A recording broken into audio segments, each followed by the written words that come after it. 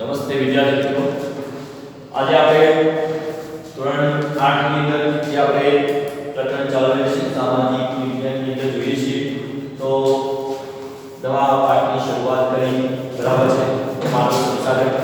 તો આ માનવ સંસાધન પાઠની અંદર આપણે આગળના મુદ્દાઓ જે ચર્ચા કરી છે માનવ વસ્તી પૃથ્વીના ભાગમાં ક્યાં ક્યાં રહે છે, એની વસ્તી વિસ્તાર કેટલી છે, સાથે સાથે આપણે વિશ્વની સાથે ભારતની પણ વાત કરીએ કે ભારતના કયા કયા રાજ્યોની અંદર વસ્તીનું પ્રમાણ વધારે છે, કેવા ક્ષેત્રોની અંદર માનવ વસ્તી વસવાટ કરે છે.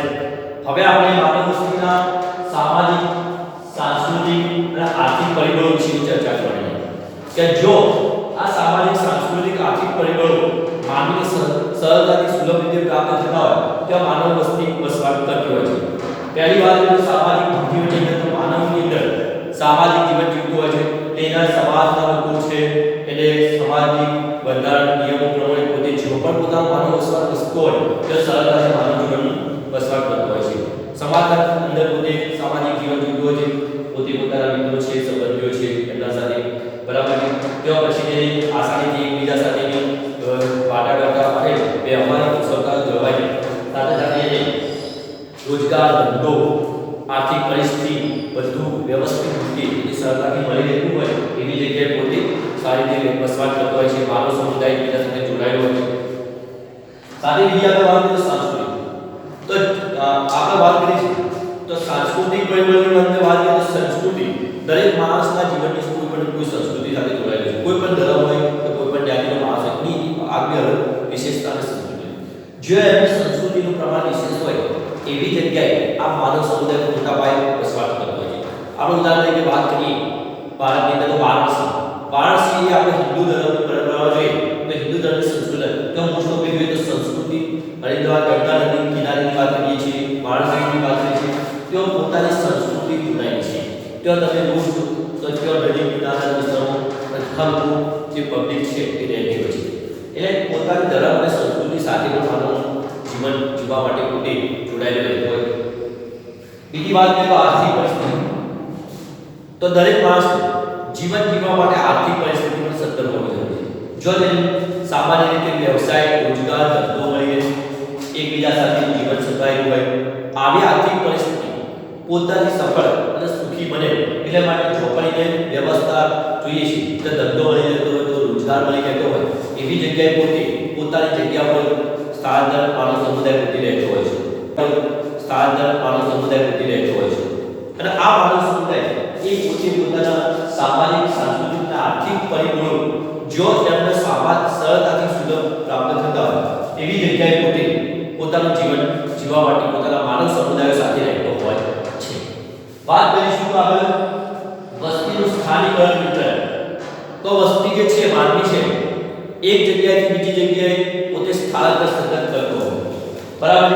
આપણે અગાઉ વાત કરી કે આર્થિક પરિસ્થિતિની અંદર તો આર્થિક પરિસ્થિતિ આપણે જોઈએ તો ભારતની અંદર મુંબઈ જે છે આર્થિક દ્રષ્ટિએ સતત છે, ધંધો રોજગાર મળી રહે છે, પબ્લિક જોઈએ છે તો મોટા પાયે રહે છે. જાપાનનું ઓસાકા શહેર છે, જો ઉદ્યોગની દ્રષ્ટિએ પબ્લિક ક્યાં ત્યાં વધારે પ્રમાણમાં ક્યાં ક્યાં લોકોને રોજગાર અને ધંધો મળી રહે છે. હવે વાત કરીશું વસ્તીનું સ્થાનિકરણ વિતરણ, તો જો વસ્તીના ભારતની વાત કરીએ કે જો અલગ અલગ ક્ષેત્રોની અંદર અલગ અલગ વસ્તી રહે છે. ભારત એક વિશાળ દેશ છે બરાબર, તો જોઈએ તો ભારતનું રાજસ્થાન રાજ્ય છે વિસ્તારની દ્રષ્ટિએ મોટું છે પરંતુ ત્યાં કેવું છે કે વસ્તી ઓછી રહે છે, 5% છે. મધ્યપ્રદેશ બીજા નંબર પર રાજ્ય છે જો 6% વસ્તી રહે છે. પરંતુ વિસ્તારની દ્રષ્ટિએ જોઈએ તો અમુક નાના રાજ્યો હોય ત્યાં વસ્તીનું પ્રમાણ વધુ છે અને રાજસ્થાન, મધ્યપ્રદેશ વિસ્તારની દ્રષ્ટિએ મોટા છે પરંતુ શું છે કે જો આપણે સામાજિક, આર્થિક અને સાંસ્કૃતિક પરિબળો મળી રહેતા ત્યાં વસ્તીનું પ્રમાણ વધારે છે. તો ઉત્તર પ્રદેશની અંદર વાત કરીએ બરાબર છે તો ઉત્તર પ્રદેશની અંદર ભારતની અંદર જોઈએ તો 7 થી 8% પબ્લિક રહેતી હોય છે. બિહારની અંદર વાત કરીએ બિહારમાં 7 થી 8% પબ્લિક રહે છે. તો આ માનવીનું સ્થાનિકરણ એના પોતે સામાજિક, સાંસ્કૃતિક અને આર્થિક લાભો મળી રહેતા હોય એવી જગ્યા પર પોતે રહેવાનું પસંદ કરતો હોય છે. બીજી વાત છે વિશ્વનું કૃષિ અને ઔદ્યોગિક ક્ષેત્ર. વિશ્વની અંદર જોઈએ દરેક દેશ કૃષિ સાથે જોડાયેલો છે. ખાસ કરીને વાત કરીએ તો ભારત છે, અમેરિકા છે, જાપાન છે જે પોતે કૃષિ સાથે જોડાયેલા છે. કૃષિ ક્ષેત્રે પોતે ખેતી ક્ષેત્રે પોતે પ્રગતિ કરી છે. લગભગ ભારત જોઈએ તો બધા ક્ષેત્રોની અંદર ભારત એક ખેતી પહેલાં ધ્યાન બરાબર પોતે ખેતીનું અંદરથી વેસ્ટ ઘણી બધી ચીજ વસ્તુઓ નિર્માણ કરી વિદેશોની અંદર આયાત વિકાસ કરે છે. અમેરિકા પણ જેઓ દેશના અંદર 10% લોકો ખેતી વિકાસ સાથે જોડાયેલા છે. જાપાનની અંદર પણ ખેતી વિકાસ દરેક દેશ છે પોતે ખેતીના આધારે અનેક કાચા માલનું ઉત્પાદન પણ પોતે કરે છે અને ઉદ્યોગોનું નિર્માણ કરતો હોય છે. તો આ તમામ મુદ્દાઓને આપણે સામાજિક છે, સાંસ્કૃતિક છે, આર્થિક છે, સ્થાનિકરણ છે અને કૃષિ ક્ષેત્રની તમામ મુદ્દાઓની વિગતવાર ચર્ચા આપણે પુસ્તકની અંદર જોઈશું કે જે માનવ સંસાધન સાથે જોડાયેલા છે. તો આવો અત્યારે આપણે જોઈએ પુસ્તકની અંદર કે માનવ સંસાધનના જે સામાજિક, સાંસ્કૃતિક અને આર્થિક પરિબળો જે માનવ જીવનને રહેઠાણને અસર કરે છે, બરાબર છે. તો સામાજિક પરિબળ વિશે માહિતી મેળવવી આપણે તો સારા રહેઠાણ, શિક્ષણ અને સ્વાસ્થ્યની સગવડોના વિસ્તાર વધુ ગીચતાવાળા છે. શું કહેવામાં આવે છે? જો માણસને સારું રહેઠાણ મળતું હોય, ભણવા માટેનું સારું શિક્ષણ મળી રહેતું અને આરોગ્યને લઈને સ્વાસ્થ્ય સુવિધાઓ મળી રહેતી હોય તેવા વિસ્તારની અંદર પબ્લિક છે, લોકો છે, રહેવાનું વધારે પસંદ કરે છે. ખાસ કરીને અહીંયા બતાવવામાં આવે છે કે ભારતનું પૂણા શહેર જે છે એ આ બધી સુવિધાઓથી ઉપલબ્ધ હોવાથી ત્યાં માનવ વસ્તી વધુ પ્રમાણમાં જોવા મળે છે. બીજું છે સાંસ્કૃતિક પરિબળ. તો વાત કરીએ તો માનવ જીવન દરેક કોઈને કોઈ સંસ્કૃતિ સાથે જોડાયેલું છે. તો દરેકને પોતાનો પરિવાર મળી રહેતો હોય, સગા સંબંધીઓ હોય, પોતાનો ધર્મની આગવી ઓળખ મળી રહેતી હોય, પોતાના ધર્મ, સંસ્કૃતિ વિવિધના વિસ્તારો મળી રહેતા હોય એવી જગ્યાએ ખાસ કરીને વસ્તી રહેવા માટે વધુ આકર્ષિત થાય છે. અને એમાં જોઈએ તો અહીંયા વિશ્વના અલગ અલગ 3 શહેરોના નામ આપેલા છે. તો જોઈએ તો ભારતનું વારાણસી છે, જો ગંગા નદીના કારણે ભારતની હિન્દુ સંસ્કૃતિના કારણે ત્યાં પબ્લિક વસ્તી પ્રમાણે જોવા મળે છે. ઇઝરાયલના અંદર આવેલું જેરુસલેમ છે, બરાબર છે. વેટિકન સિટી નામનો નાનો દેશ છે. તો આ તમામ સાંસ્કૃતિક પરિબળોના લીધે લોકોને ધર્મની સંસ્કૃતિના આધારે ત્યાં પબ્લિક લોકો પોતે રહેવા માટે આકર્ષાય છે. સાથે સાથે વાત કરીએ તો આર્થિક પરિબળો. તો ઔદ્યોગિક વિસ્તાર રોજગારની તકો ઊભી કરે છે. વસ્તી મોટી સંખ્યામાં વિસ્તારો તરફ આકર્ષિત થાય છે. જો વ્યક્તિને ઔદ્યોગિક જીવન એટલે કે ધંધો, રોજગાર મળી રહેતો હોય તેવી જગ્યાએ પબ્લિક રહેવાનું વધારે પસંદ કરતી હોય. કારણ કે દરેક માણસને જીવન જીવવા માટે, આર્થિક પરિસ્થિતિ ચલાવવા માટે શું જરૂર હોય છે? ધંધો જરૂરી છે, રોજગાર જરૂરી છે. અને એ તેવા વિસ્તારોની અંદર દરેક માણસ રહેવાનું વધારે પસંદ કરે છે. એમાંના વિશ્વના મોટા જે શહેરોની અંદર નામ આપ્યું છે, જો પબ્લિક છે, લોકો છે, ધંધા રોજગાર બદલે રહેવા માટે જાય છે તો એવું જાપાનનું ઓસાકા છે અને ભારતનું મુંબઈ છે, જે ઔદ્યોગિક દ્રષ્ટિના કારણે શું કહે છે? ગીચ વસવાટ ધરાવે છે. બરાબર છે. હવે આપણે આગળ જોઈશું તો વસ્તીનું સ્થાનિક વિતરણ. તો વસ્તીનું સ્થાનિક વિતરણની વાત કરીએ કે વસ્તીનું સ્થાનિક વિતરણ કઈ રીતે હોય છે? તો જો ભારતમાં અસમાન છે. ભારતની શું છે? વસ્તીનું વિતરણ કેવું છે? અસમાન છે. કારણ કે ભારતના લોકો પર્વતો, રણપ્રદેશ, જંગલોની સરખામણીએ વધારે મેદાનોના પ્રદેશોમાં રહેવાનું વધારે પસંદ કરે છે. કેમ કે મેદાનોની અંદર શા માટે રહેવાનું પસંદ કરતા હોય છે? તો જોઈએ તો સામાન્ય રીતે મોટા વિસ્તારના રાજ્યોમાં વધુ વસ્તી હોય છે. હવે મોટા વિસ્તારના રાજ્યો હોય, જો વિસ્તાર મોટો હોય છે, નદીઓના લીધે, જમીનોના દ્રષ્ટિએ જે વિસ્તાર વધુ પ્રમાણમાં હોય એના લીધે ત્યાં વધુ વિશ્વાસ જોવા મળે છે. પરંતુ આ નિયમ ત્યારે જ લાગુ પડે છે જ્યારે તેના પ્રાકૃતિક સંસાધનોના આધાર વિશેષત જમીન સમતળ હોય છે. શું હોય છે? પ્રાકૃતિક સંસાધનો જે મળી રહે છે જમીન, એ જમીન કેવી હોય? સમતળ અને વિસ્તારની દ્રષ્ટિએ વધારે હોય તેવી જગ્યાએ પબ્લિક વધારે રહેવાનું પસંદ કરે છે. વાત કરીએ છીએ નદી તથા કિનારાના મેદાનોમાં આવેલા રાજ્યો, જિલ્લા અને શહેરી ક્ષેત્રોમાં પણ વસ્તી વધુ શું છે? જે નદી કિનારાના જે વિસ્તારો છે, શહેરો છે, મેદાનો છે, રાજ્યો છે, ત્યાં પબ્લિક વધારે. કારણ કે શા માટે? કારણ કે એમને તો પહેલું તો પાણી છે, પ્રાથમિક જરૂરિયાત છે. સાથે સાથે પાણી અને ઔદ્યોગિક માટે, ખેતી માટે ભરપૂર પ્રમાણમાં મળી રહે તે જગ્યાએ આ બધું માનવ વસ્તીનું વધુ પ્રમાણમાં નિર્માણ થતું હોય છે. ભારતના રાજ્યવાળ વસ્તીના વિતરણ પર નજર કરીએ તો અનેક વિષમતાઓ જોવા મળે. ભારતમાં જે રાજ્યો છે અને ત્યાં વસ્તી પર નજર કરીએ તો વિષમતાઓ જોવા મળે છે. ખાસ વિશેષતા શું છે? તો જોઈએ એવું ખાસ કરીને એટલા માટે છે કે રાજ્યના ક્ષેત્રમાં તથા સંસાધન આધારમાં પણ અનેક વિવિધતા જોવા મળે છે. જે રાજ્ય છે એનો જમીન વિસ્તારમાં પણ વિવિધતા છે અને ત્યાંથી જે મળી રહેતો માનવ સંસાધન જે છે, માનવીને જીવનની ઉપયોગી સંસાધન, એમાં પણ વિવિધતા છે. જોઈએ તો હિમાલય જે છે રાજ્ય છે, હિમાલય રાજ્યની અંદર જોઈએ તો લઘુ રાજ્ય સિક્કિમની વસ્તી માત્ર 6.10 લાખ છે. કેટલી છે? 6.10 લાખ છે. હિમાલય વિસ્તાર જે લઘુ રાજ્ય છે સિક્કિમની વસ્તી છે તો 6.10 લાખ જેટલી વસ્તી ધરાવે છે. નાનું રાજ્ય છે. જોઈએ તો જ્યારે તેનાથી વિરુદ્ધ ઉત્તર પ્રદેશની વસ્તી જોઈએ તો કેટલી છે? 19.98 કરોડ છે. કેટલી છે? 19.98 કરોડ છે. 10 રાજ્યો એવા છે કે જેમાં પ્રત્યેક વસ્તીની 5 કરોડથી પણ વધારે વસ્તુ છે. 10 જેટલા રાજ્યો તો એટલા છે કે જેમાં દરેકની વસ્તી કેટલી છે? 5 કરોડથી પણ વધારે છે. ફક્ત 5 રાજ્યો જ ઉત્તર પ્રદેશ, મહારાષ્ટ્ર, બિહાર, પશ્ચિમ બંગાળ અને આંધ્રપ્રદેશમાં દેશની અડધા વધુ વસ્તી વસવાટ. આ 5 રાજ્યો છે, ઉત્તર પ્રદેશ છે, મહારાષ્ટ્ર છે, બિહાર છે, પશ્ચિમ બંગાળ, જો દેશની કુલ વસ્તી છે એના અડધાથી પણ વધારે, દાખલા કે 125 કરોડની વસ્તી છે, બરાબર છે. તો વાત કરીએ તો 50 કરોડના અપની વાત કરીએ છીએ, 60 કરોડની અપની, તો એ વસ્તી એટલી વસ્તી આ 5 રાજ્યોની અંદર રહે છે. એનો અર્થ એવો નથી કે વિશાળ ક્ષેત્રફળ રાજ્યની વસ્તી પણ વિશાળ જ હોય, એટલે એનો અર્થ એ કે રાજ્યો મોટા છે, રાજ્યનો જમીન વિસ્તાર મોટો છે એટલે કે વસ્તી પણ વધારે, નહીં, એવું નથી.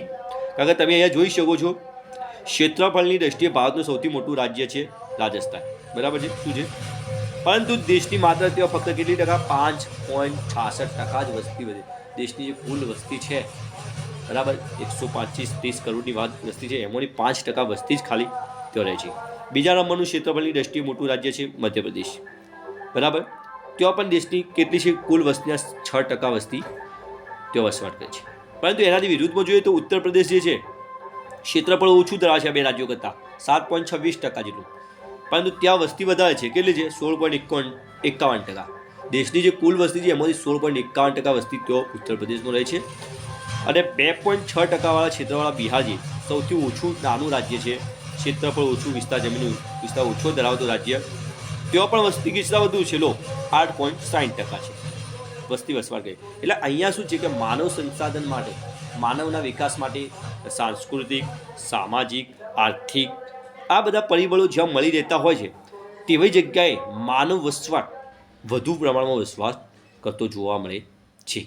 અને એ સાથે સાથે આપણે આગળ પણ જોઈશું કે ભારતની અંદર જોઈએ છીએ તો વિશ્વ કૃષિ અને ઔદ્યોગિક ક્ષેત્ર શું છે કે ભારતની અંદર વિશ્વ કૃષિ અને ઔદ્યોગિક ક્ષેત્રનું મહત્ત્વ કેટલું છે, તો આપણે એના વિશે માહિતી મેળવીએ છીએ.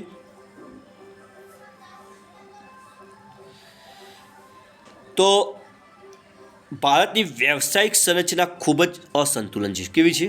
અસંતુલન છે. એટલે કેવી છે? સંતુલન નથી, અલગ અલગ છે. દરેક ક્ષેત્રો વાઇઝ વિસ્તારની દ્રષ્ટિએ ભારતની સંરચના કેવી છે? અલગ છે.